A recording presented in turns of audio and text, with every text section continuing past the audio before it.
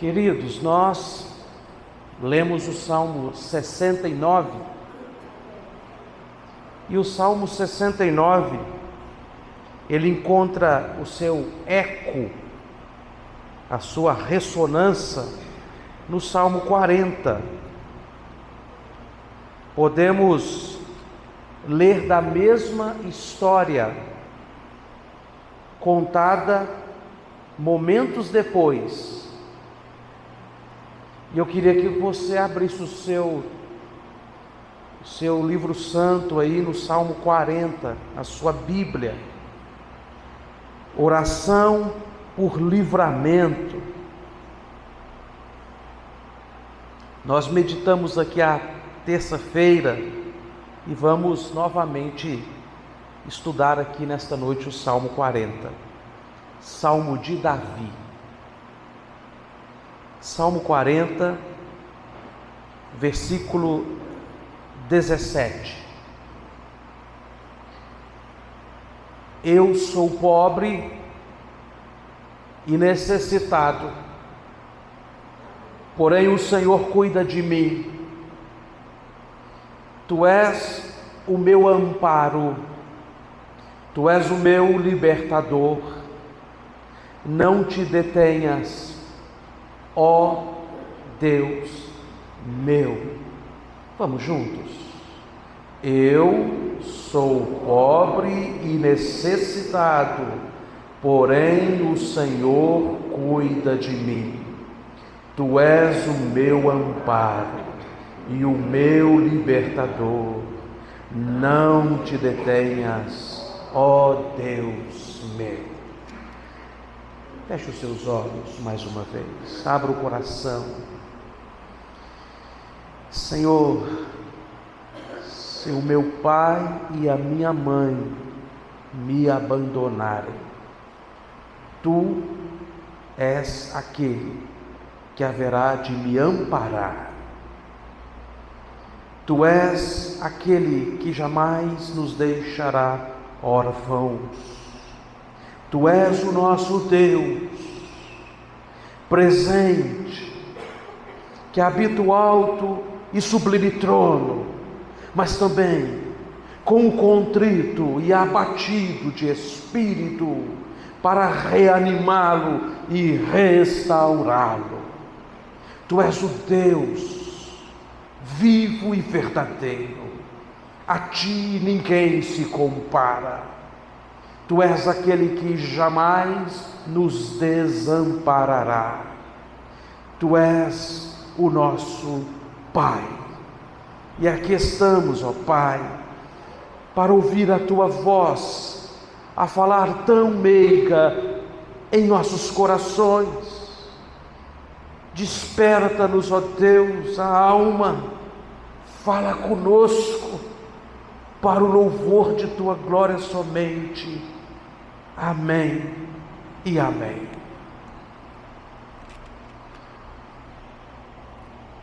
O Senhor jamais nos desampara, ninguém menos do que o rei de Israel, possivelmente o homem mais rico daquela nação, Davi, com os seus milhares de cortesãs, com os seus outros milhares de servos. Ele escreve dizendo: sou pobre e necessitado. Veja, não é um Bartimeu à beira do caminho, cego, pobre, mendigo, mas é o homem mais importante de Israel. E ele está dizendo: eu sou pobre e sou necessitado. Meu amigo, nós precisamos compreender que diante de Deus, seja qual for o homem e o que ele tenha, ele sempre será alguém pobre e necessitado. Se bem pensarmos, até os anjos, figuras maravilhosas, são diante de Deus pobres. Se bem pensarmos, até o céu em toda a sua portentosa glória diante de Deus é nada, porque a glória de Deus, queridos, é inexprimível. Não por menos um pintor descreveu que o fulgor do sol é apenas a sombra de Deus, para falar, irmãos, de sua glória, sabendo ele que não há sombras em Deus, nem sombra de variação alguma, mas para nos ensinar. Michelangelo disse que aquilo que nos ofusca, se nós pudéssemos ver quem Deus é de verdade, nós imploraríamos: deixe-nos olhar para o sol, porque o fulgor da majestade de Deus é incomparável. Este é o Deus das Escrituras. E aqui Davi está dizendo: não é quem eu sou que faz a diferença ao final, mas quem cuida de mim. Não é propriamente o que eu tenho, mas quem me tem. Não é propriamente quem sou eu, pobre e necessitado, mas quem é que me tira desta situação e não me desampara. E ele diz: o meu Deus. Aqui nós estamos vendo uma parte de uma cena que começa no primeiro verso. O primeiro verso diz assim: esperei confiantemente pelo Senhor, e ele se inclinou, ouviu a minha voz quando clamei por socorro, tirou-me de um poço de perdição, de um tremedal de lama, firmou meus passos, colocou-me sobre uma rocha firme e me pôs nos lábios um hino de louvor, um novo cântico ao Deus da minha vida. Muitos ouvirão o meu testemunho e temerão e adorarão ao meu Senhor. Eis o que Davi está contando para nós. Está dizendo que só Deus pode pegar um homem no fundo do poço e colocá-lo de pé. Só Deus pode pegar uma alma clamando: socorro, socorro, socorro, socorro, socorro, e fazê-lo um adorador. Só Deus pode tirar o lamento de nossos lábios e nos revestir com vestes de louvor.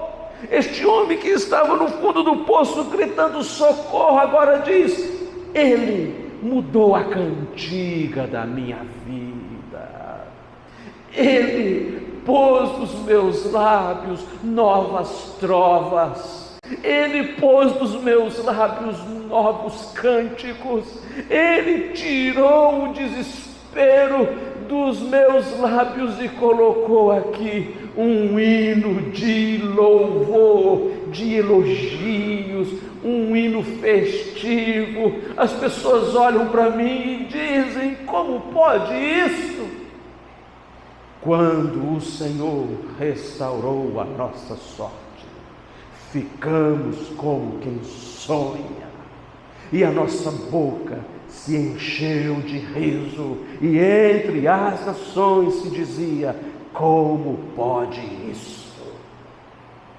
Grandes coisas fez o Senhor por nós, por isso estamos alegres. Meu amigo, como foi que o salmista foi parar lá naquele poço de perdição. Os primeiros versos nos contam de um homem que de repente viu sumir diante de seus olhos a luz da vida, a claridade ao redor dele se tornou noite. Os passos firmes sobre seus pés se tornaram uma areia movediça. A companhia de seus amados deu espaço para uma solidão, uma sepultura estava envolvendo este peregrino. Quando ele diz: esperei com confiança, no hebraico é com confiança confiei. Aquele momento em que o seu coração começa a brigar com a sua fé. Não vai dar certo. Você está confiando, mas há alguma coisa que dentro de você diz que não vai dar certo. De repente, as hienas das preocupações abafam o rugido da sua fé. E você quase vê silenciar de fraqueza toda essa energia que já tanto te abençoou, mas que por um momento está agonizando. E ele diz: ainda assim, com confiança, eu continuei confiando.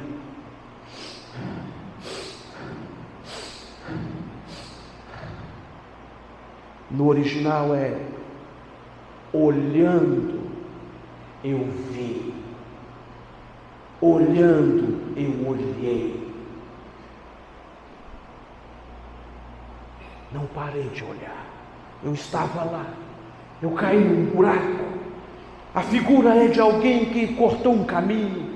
A figura é de alguém que pegou um atalho. A figura é de alguém que saiu da sua rota por um caminho mais curto. E o que aconteceu? Havia uma cacimba escondida no campo. Havia um poço encoberto por matos. Havia um sumidouro ali bem escondido, se tornando uma armadilha. E quando ele menos podia dar conta de si, tudo se apagou. Ele caiu, ele se precipitou ali dentro, e as paredes agora estão lhe sepultando. O poço é profundo, as paredes são escorregadias, o chão nos chama para si, nos traga e começa a nos puxar para baixo, e ele não tem como sair dali. Ele vê pouca coisa acima e ele não sabe como escapar, e ele tenta, e quanto mais tenta, ele cava as paredes sobre si. Quanto mais ele tenta, mais os terrões caem, sepultando aquele homem que estava no momento crítico de sua vida. Pastor, e aí? E aí que talvez possa ser uma metáfora para a vida de qualquer um de nós aqui nesta noite. Gente que escolheu o caminho mais curto, o produto que vende mais, em detrimento da honestidade. Gente que fez sociedade com aqueles que desprezam a Deus. Gente que fez escolhas com o mundo sombrio, fez pacto com tudo aquilo que aborrece o nosso Senhor. Gente que tentou encurtar um caminho no casamento, nos relacionamentos com filhos, tentou encurtar um caminho no seu trabalho, que parecia algo muito rentável, muito prazeroso, muito agradável, parecia ser algo extraordinário, mas de repente, não são poucos os pais que perderam os seus filhos por trabalharem demais. Não são poucos os homens que perdem o interesse pelas suas esposas por causa da pornografia. E quando querem se relacionar com elas, é com aquela ilusão daquelas mulheres que estão se vendendo ali naquelas imagens cinematográficas. O que não nos contam é que muitas dessas mulheres se suicidam, ultrajadas. Quantas mulheres encurtam o caminho, querendo que os seus maridos trabalhem para dar o luxo que elas tanto esperam e tenham a visão da sociedade que elas almejam. E se tornam dois estranhos dentro de casa, administradores de conta, uma pequena empresa, um mau negócio. A instituição mais maravilhosa, inventada por Deus, criada pelo sumo bem, a família, se tornando uma empresinha de fim de semana, que não faz para pagar as contas emocionais. E por quê? Porque nós estamos querendo, irmãos, maturação rapidamente, querendo espiritualidade sem oração, maturidade sem ler Bíblia, paz sem deixar de pecar.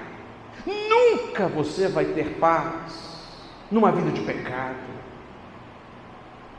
Todas as vezes que nós quisermos nos afastar de Deus, o diabo tem um barco preparado, pronto para nos levar para bem longe.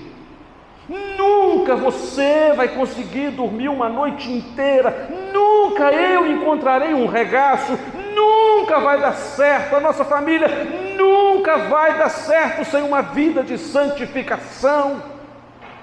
Porque se dá certo é formar os filhos na faculdade, então você já recebeu o que você veio buscar. Se dá certo é morar numa casa confortável, então você já está realizado. Se dá certo é poder ter o carro do ano, a viagem que você sempre quer. Mas deixa eu falar, o Senhor não nos chamou para dar certo, o Senhor nos chamou para sermos fiéis. E a Bíblia diz que se você e eu formos fiéis, não desviarmos nem para a esquerda, nem para a direita, o Senhor se encarregará de prosperar o nosso caminho e nos fará ser bem-sucedidos por onde quer que andemos. E bem-sucedido, irmãos, é dormir uma noite inteira. Bem-sucedido é você botar uma cerca elétrica para proteger você dos de fora, mas você sabe que não tem problema dentro de casa, que ninguém precisa proteger a sua mulher da sua agressividade, ou precisa proteger você da infidelidade dela, ou vice-versa. Ser bem-sucedido aos seus filhos, amarem você e quererem estar perto de você, e planejarem as férias, irem nas suas casas. Ser bem-sucedido é você ter um passado cheio de lutas, mas eles entenderam que você é uma pessoa naquele momento veso, tapado, mas que depois que Jesus entrou na sua vida, agora você é alguém que reflete uma luz maravilhosa. Ser bem-sucedido é não ser escravo do seu passado. Ser bem-sucedido é você ter paz e poder olhar no olho da sua esposa sem ter pelo que se envergonhar. É você olhar no olho do seu marido sem ter do que se envergonhar. Ser bem-sucedido é você não precisar ter senhas nos seus celulares. Ser bem-sucedido é ninguém te mandar no seu WhatsApp mensagens pornográficas.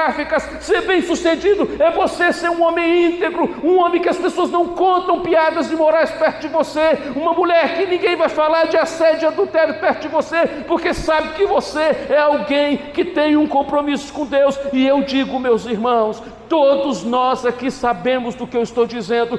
Todas as vezes que pegarmos um atalho para encurtarmos o processo de maturação espiritual em nossas vidas, nós vamos acabar no fundo de um poço. Não tem saída. Você sabe disso. Talvez os mais novinhos aqui não saibam disso, mas nós que somos acima de 30 anos sabemos que não dá certo uma vida sem Deus. Mas o salmista diz assim: eu tenho certeza que o meu Pai vem me buscar.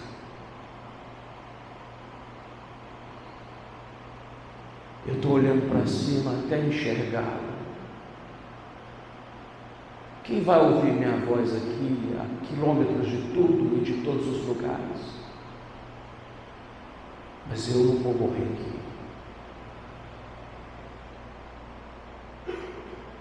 Não. O meu Pai vai dar falta de mim. Vai. Ele vai chegar a qualquer momento e vai me tirar daqui. Eu cavei esse poço para a minha vida, mas eu não vou morrer aqui não. Porque Deus não me desampara. Deus não vai deixar. Eu já orei assim algumas vezes, irmãos. E olha como o texto segue. Dá vontade de cantar isso, irmãos. Olha o que o texto está dizendo. Abra sua Bíblia, mire, veja com seus próprios olhos. É o versículo 1 ainda. Olha só. Esperei confiantemente pelo Senhor, e Ele se inclinou para mim e me ouviu.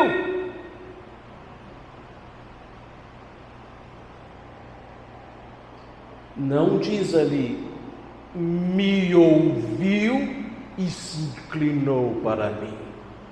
O que diz? Se inclinou e me ouviu. Não diz ali ele me ouviu e se inclinou para mim. Está dizendo ele se inclinou para mim e me... Qual é a diferença, pastor? A diferença é que Deus não é alguém que passa distraído e vê você gritando por socorro e fala: tem alguém precisando de mim, ajuda. Pelo contrário, o texto está dizendo que o Senhor está em nosso encalço, Ele está à nossa procura, Ele está indo em todos os lugares onde nós passamos, Ele está percebendo as nossas pegadas, está no nosso rastro, Ele está nos caçando. Ele entra numa caverna e nada de você lá, e Ele procura você na cadeia e você não está lá, procura você no hospital e você não está lá, procura você debaixo da cama e você não está lá, e Ele procura você chorando debaixo do chuveiro e ouve o seu lamento e a sua voz de socorro. O texto está dizendo, irmãos, de um pai que não sabe muito bem onde o filho está e está caçando o filho por todos os lugares, até que este pai enfiou a cara dentro de um buraco e o filho viu a cara dele e falou assim: pai!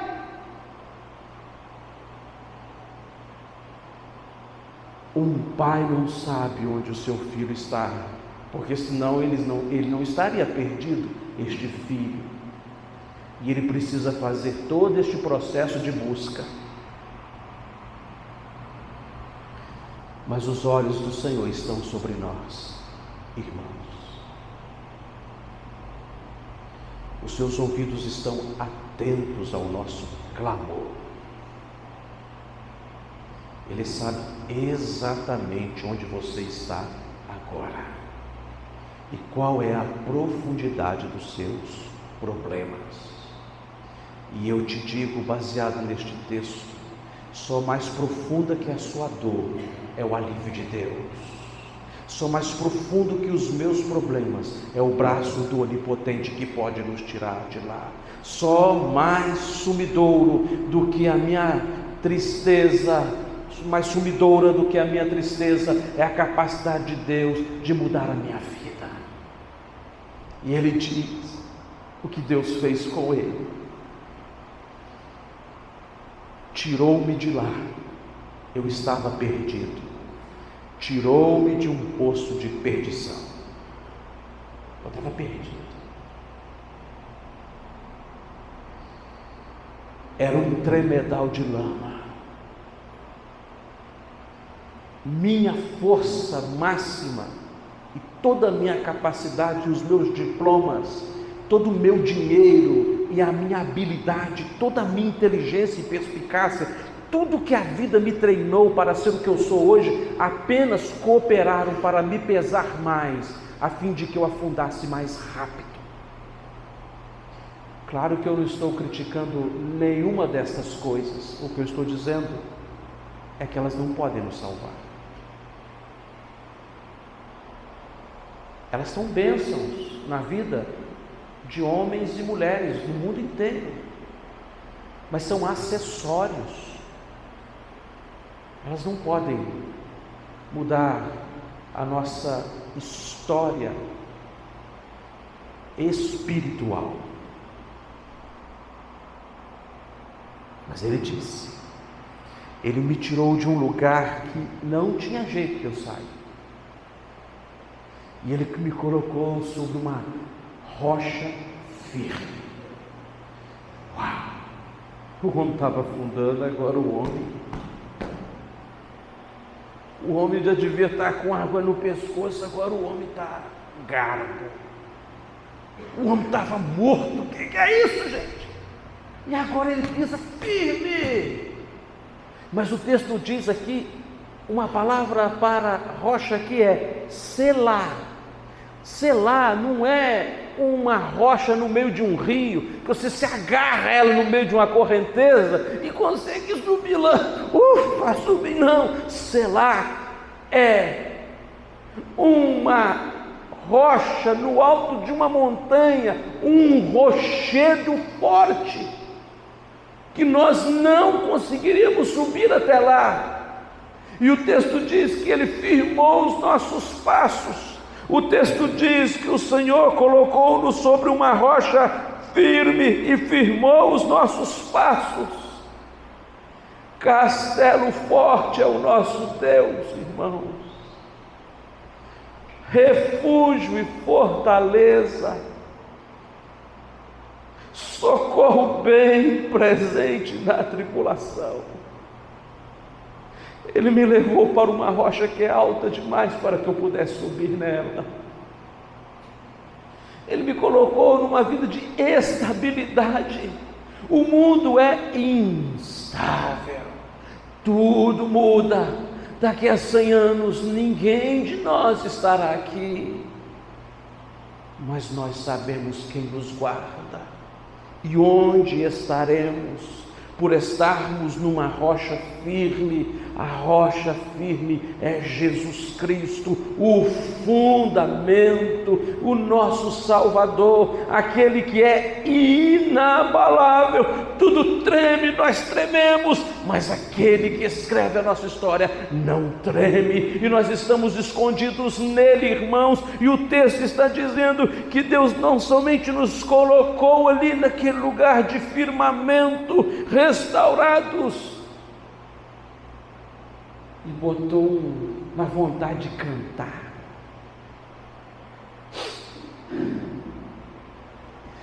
Eu estou mais com vontade de chorar. Não sei o que está acontecendo, que eu estou com vontade de cantar. Se você fosse cantar, o que você cantaria ali? Um hino de louvor ao Deus da sua vida? Eu nem sei. Aleluia,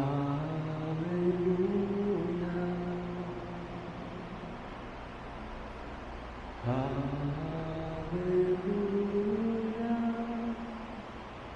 poderoso Senhor nosso Deus. Tam, tam.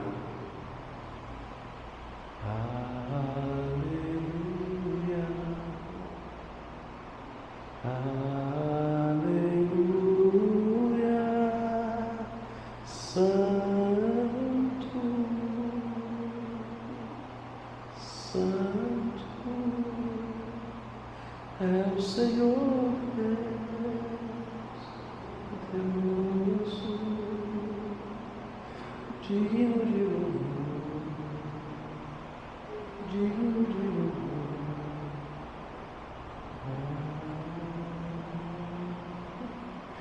Tem hora que eu acho que nós vamos abrir os olhos e os anjos vão estar cantando junto conosco, porque, irmãos, este é o cântico dos que têm uma nova história para contar. Não é o cântico das carpideiras do nosso sepultamento que vão falar assim: acharam depois de muito tempo perdido. Nenhum dos que o Pai me deu vai se perder, disse o Senhor Jesus. Não existe um salvo que haverá de se perder, porque o Senhor disse que aquilo que o Pai me deu é maior do que tudo, e da minha mão ninguém tirará. Mas também não existe uma pessoa verdadeiramente salva que não tem uma nova história para contar. Muitas pessoas estão enchendo as igrejas presbiterianas dizendo: eu sou salvo, predestinado, mas não possuem novas histórias para contar. Os salvos são aqueles que têm cânticos novos de corações novos, que falam do Deus libertador, e que podem dizer como Davi: eu sou pobre, eu sou necessitado. Mas deixa eu falar um negócio para vocês.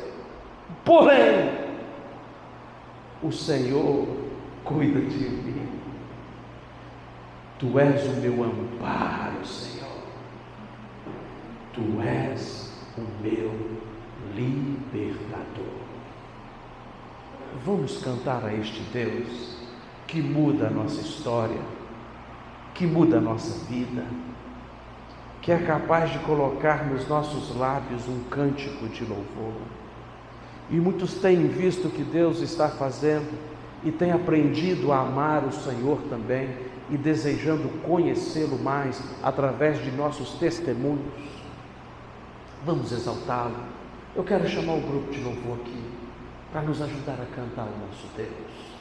Depois a nossa irmã Inessa vai fazer uma oração por todos nós.